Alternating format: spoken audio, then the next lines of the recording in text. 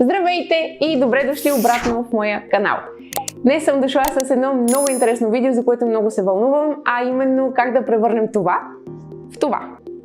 Знам, че началото на годината е типичният момент, в който много хора решават, че искат да се запишат на фитнес и да променят малко тялото си, да се оформят, да се стегнат, да изгубят някоя друга мазнина и така. И знам също, че фитнес индустрията е много объркваща и сигурно се чудите откъде да започнете. Знам, защото когато аз започвах, бях по същия начин. Всеки ти казва нещо различно. Яш това, яш онова, вземи си добавки, тренирай за обем, тренирай за сила, тренирай за релев, по-добре прави кардио, по-добре не дей да правиш кардио. И човек се обърква и вече не знае откъде да започне и как точно се случват нещата. Затова идвам с това видео, за да се опитам да ви улесна малко живота и да видите, че не е чак толкова сложно, колкото изглежда. Когато аз започнах, знаех, че трябва да намаля мазнините и да се опитам да покача малко мускулна маса, за да се оформя и да се стегна. Обаче не знаех кое трябва да направя първо. И се чудех, добре не може ли и двете едновременно, не може ли да е малко по-лесно? Ами всъщност може, наистина може. Този процес се нарича рекомпозиция. При рекомпозицията тялото използва енергията, която извлича от изгорените мазнини и ги насочва директно към изграждането на мускулна маса. Не винаги е възможно да се постигне. Сега ще ви обясня в кои 4 случая може да се постигне и в кои други 2 случая е малко по-трудно да се постигне, не че е невъзможно, но просто в дългосрочен план не е чак толкова добра идея.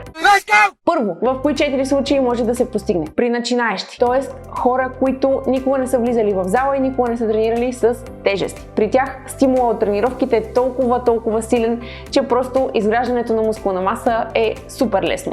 Второ, при хора, които имат много голямо наднормено тегло и имат много мазнини за сваляне. Тези мазнини ще бъдат достатъчни да се извлече енергия, за да се насочи към изграждането на мускулна маса. Трето, хора, които са тренирали преди, но са спряли, да речем, за една година или повече и отново искат да се завърнат в залата. При тях се случва нещо подобно като при начинаещите. И четвърто, любимата ми група, са хората, които използват стероиди. Те просто играят в друга лига.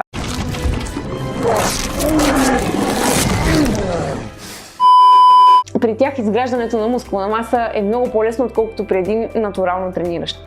А в кои 2 случая не е чак толкова добра идея или по-скоро не е чак толкова лесно, особено в дългосрочен план? Ако изглеждате ето така и сте по-слабички и нямате кой знае колко мазнини за сваляне, аз лично ви препоръчвам да спрете това видео на пауза, да ми дадете един палец нагоре и да си потърсите видео за това как се прави бълк. Директно да навлезнете в калориен излишък и да започнете да трупате мускулна маса. И другия случай, в който не е чак толкова лесно, е при по-напредналите трениращи и при елитните спортисти. Според много научни проучвания може да се постигне рекомпозиция при тях, но трябва да има перфектни условия и в дългосрочен план не е чак толкова добра идея.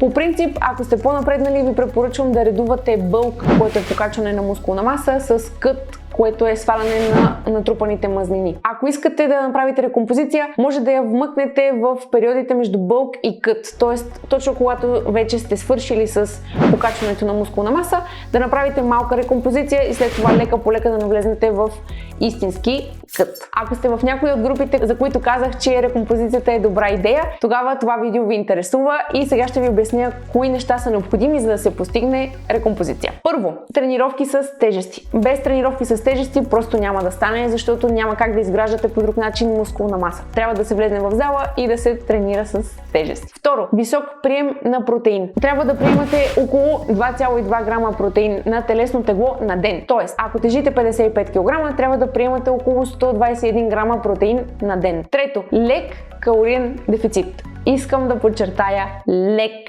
калориен дефицит. Аз лично ви препоръчвам между 5 и 15% калориен дефицит на ден. И тук.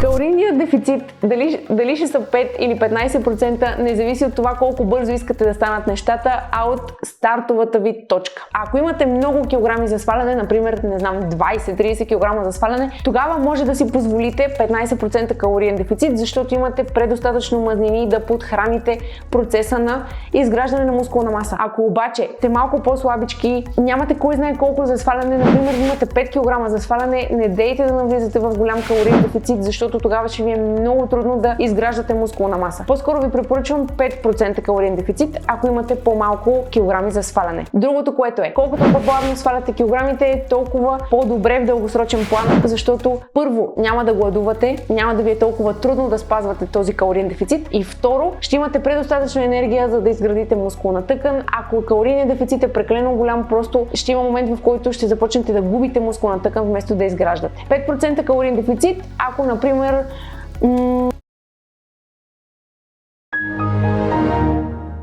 например хапвате 2000 калории за поддържане на тегло, 5% биха били 100 калории от тези 2000, това означава да хапвате вместо 2000 1900 калории на ден. Повярвайте ми, тези 100 калории няма и да ги усетите. И другото, което е, ще имате предостатъчно енергия за тренировките си. И последното нещо е доброто възстановяване. Трябва да обърнете внимание на възстановяването от тренировките, като аз ви препоръчвам поне един почивен ден от залата. И другото, което е да спите между 7 и 9 часа на ден. Теорията до тук я разбрахме. Сега как изглежда на практика всичко, което обясних? Ами първо е добра идея да се запишете на фитнес и да си вземете програма от треньор. По-натам в канала ще кача видео за това как да си създадете сами тренировъчна програма. Но до тогава по-добре си намерете треньор, който да ви направи програма, съобразена с това, което вие искате, с това колко дни искате да ходите на фитнес и така нататък, за да може да започнете от някъде все пак. Ако сте мотивирани, може да започнете да тренирате 3 дни в седмицата. Ако пък ви мързи малко повече, може да опитате един ден в седмицата и след това, когато се мотивирате малко повече и почнете да виждате резултатите, може да опитате с 2 дни в седмицата, 3 дни и така нататък. Не дейте да се пришпорвате още в началото, ако не ви се тренира чак толкова, защото ако се пришпорвате, ще се откажете прекалено бързо и няма да видите резултатите. За да увеличите протеина, ако не ви се следят калории, може просто да вкарате някакъв източник на протеин в всяко едно хранене. За калорийния дефицит, ако не ви се следят калории отново, можете просто да намалите съвсем леко храната, която приемате. Например, може да заместите някои храни с по-ниско калорични варианти, за да не е чак толкова голям калорийния дефицит. Имам публикация в Instagram по темата, ако искате може да я разгледате, за да видите някои идеи за това, кои храни може да заместите с други по-ниско калорични. Ако пък искате да следите калории, да са малко по-прецизни, по-стрикни, можете да си свалите някое приложение. Аз лично използвам MyFitnessPal, но има страшно много приложения, които служат за същото. Сваляте си приложението, взимате си една кухненска везна, за да може да измервате количествата на това, което хапвате и започвате да броите калории. По принцип, на око е много трудно да се прецени колко хапвате на ден. Аз лично следя калории от 2 години и дори на мен ми е трудно понякога на око да преценя колко съм изяла, затова аз предпочитам да следя калории, но това си е личен избор. Yes, I respect that. И четвърто, обърнете внимание на възстановяването си, не дейте да се пришпорвате и да се опитвате да тренирате 7 дни в седмицата и наистина наспивайте се, опитайте се да спите между 7 и 9 часа на ден. Сега остана само да поговорим за това как да разберете дали се движите в правилна посока и дали наистина постигате рекомпозицията, за която говорим през цялото видео.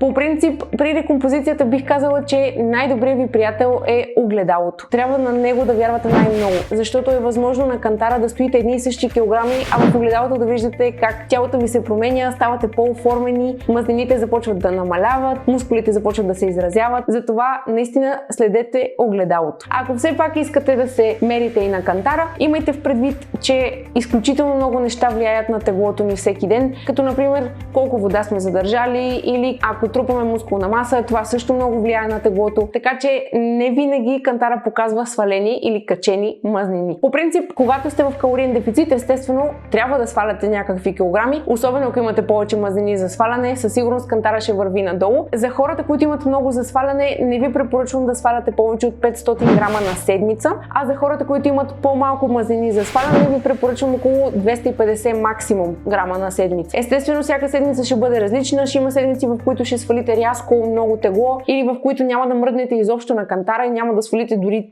50 грама.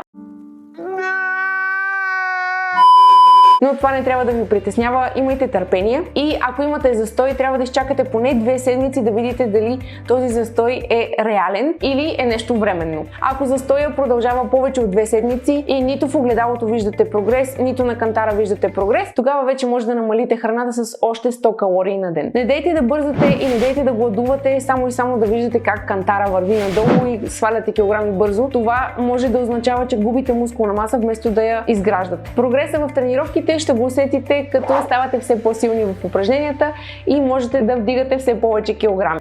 Надявам се това видео да ви е било полезно.